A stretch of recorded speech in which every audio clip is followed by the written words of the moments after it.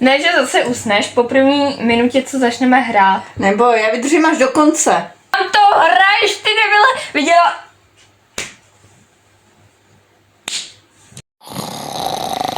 Tak si tu povídám zase jen sama se sebou, no. Se stává.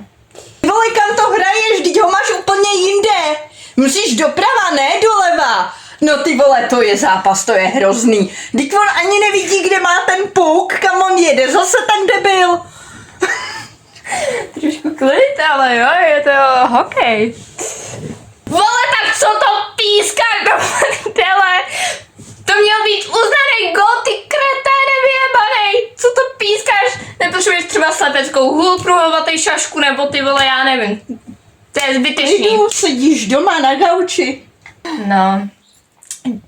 Já si jdu pro brambůrky, jo? Jo, dobře, dobře. Tak brambůrky nemáme, tak jsem si vzala oplatku. Jo. Tak ne, že tam za 5 minut půjdeš znova. Neboj. Já si jdu pro sušenku. Měl by změnit obranný systém. Špatný přechod do pásma. Ježíš. Ten měl jít dopředu. A nebo ne, radši to by dopadlo ještě hůř.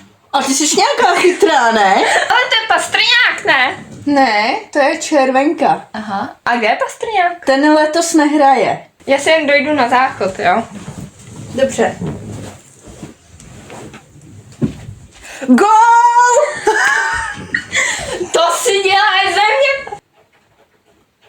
Proč jsi tak ticho? Ctívám naši hymnu. Tak tohle by chytla ale i já, jako. Ty. Já.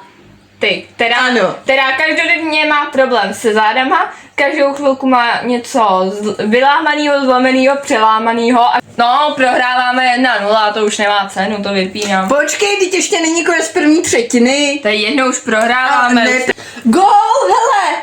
Však ho dali Švédi nám. Aha. Hele, jako, já to nechci vidět radši. Oni to prohrajou. Tak se přeje, hořím půjde do prodloužení. Já to nechci vidět. A to bude lehký zápas, to určitě vyhrajem. No, tak jsme prohráli. A ten další bude určitě lehký zápas. No, tak ten zápas byl celkem těžký, ale... Ne, už nic neříkej, nebo to zase zakřikneš. Takže dejte like, odběr, zvoneček, napište nějaký hezký komentář a my se vidíme zase u dalšího videa. Jo a sdílejte tohle video. A my se vidíme u dalšího videa, takže papa!